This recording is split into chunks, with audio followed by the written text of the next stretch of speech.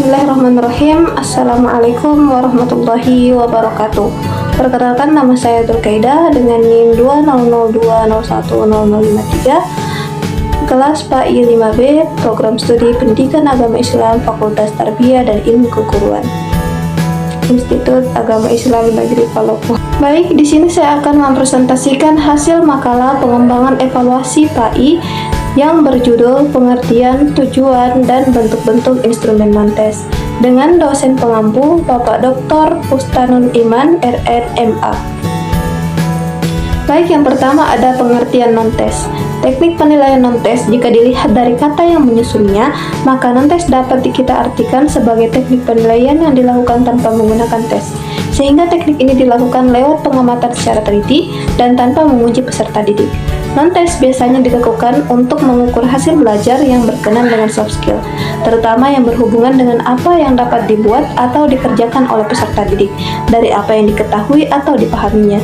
Dengan kata lain, instrumen ini berhubungan dengan penampilan yang dapat diamati daripada pengetahuan dan proses mental yang lainnya, yang tidak dapat diamati dengan panca indera.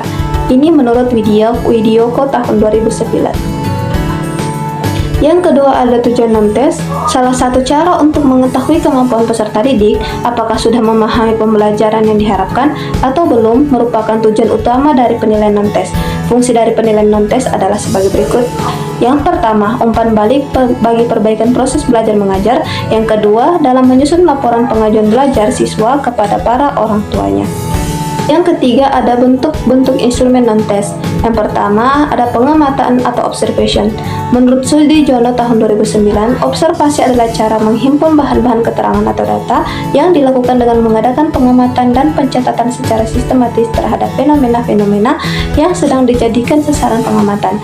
Adapun tujuan utama dilakukannya observasi antara lain mengumpulkan data dan informasi mengenai suatu fenomena, mengukur perilaku kelas, menilai tingkah laku individu, dan untuk menilai proses dan hasil belajar peserta didik pada waktu belajar.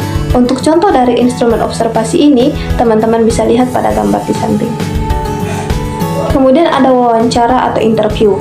Menurut Sudiono tahun 2009, wawancara adalah cara menghimpun bahan-bahan keterangan yang dilaksanakan dengan melakukan tanya jawab lisan secara sepihak, berhadapan muka, dan dengan arah tujuan yang telah ditentukan.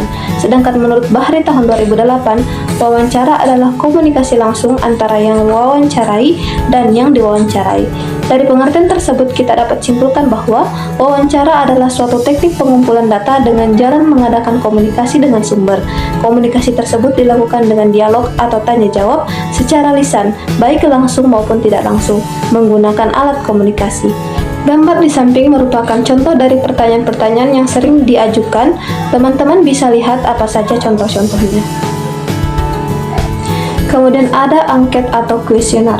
Pada dasarnya, angket adalah sebuah daftar pertanyaan yang harus diisi oleh orang yang akan diukur atau responden.